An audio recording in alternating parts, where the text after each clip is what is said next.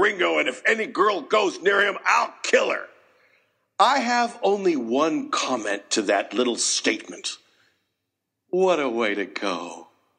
SWAK, which I think means sealed with a kiss. Annie L., Cleveland, Ohio.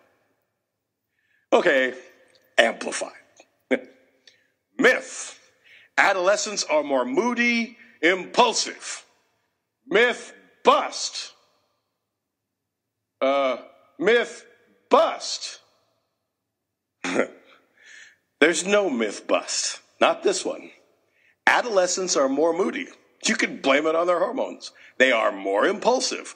Blame it on their peer group. In fact, their chances of dying from some self-inflicted jackass decision increases by 200% at that age.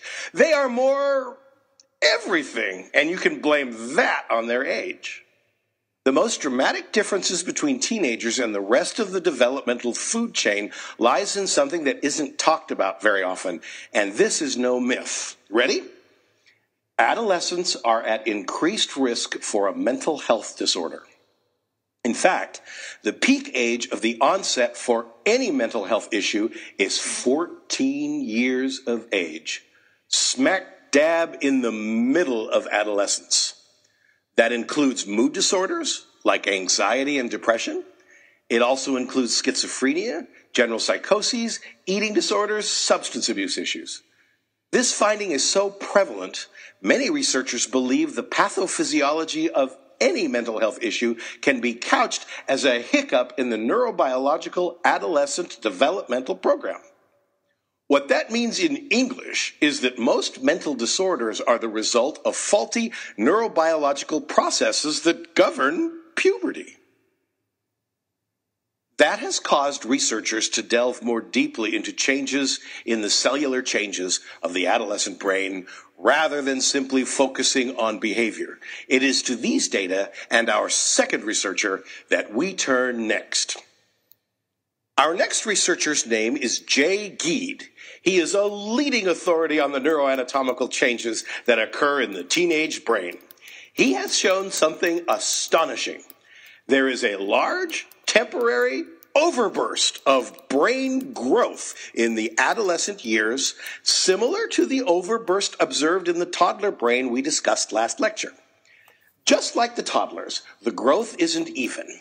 Not all regions experience it, and the growth doesn't last forever. A great deal of remodeling and downsizing occurs after the burst is over to get the brain to its fighting weight as an adult.